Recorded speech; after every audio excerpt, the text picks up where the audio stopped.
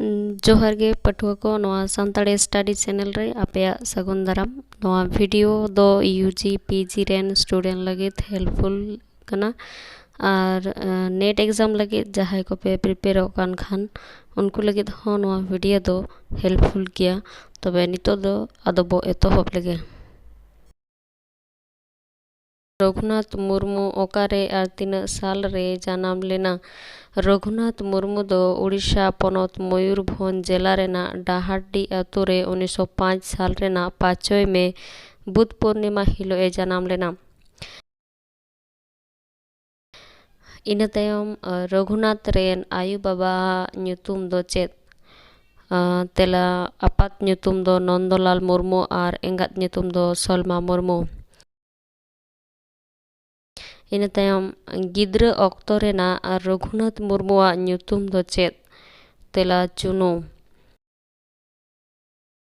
इन तायम तीना साल रे ऑलचिकी तैयार कना तेला ऑलचिकी तैयार कना 1925 साल रे।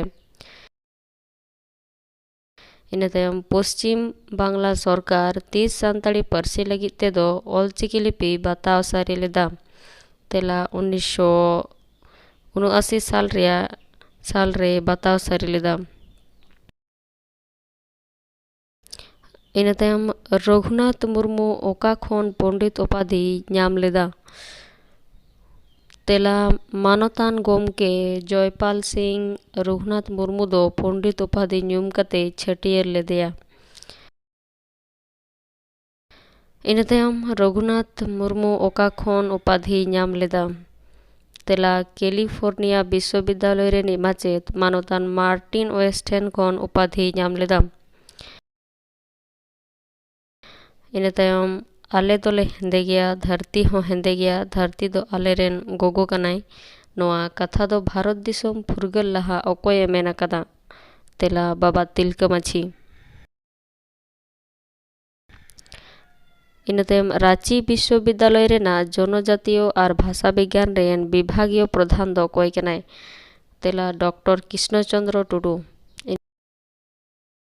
इन तायम झारखंड पनत रे कोल्हान विश्वविद्यालय दो 3 साल रे थापना कना तेला 1883 साल रे।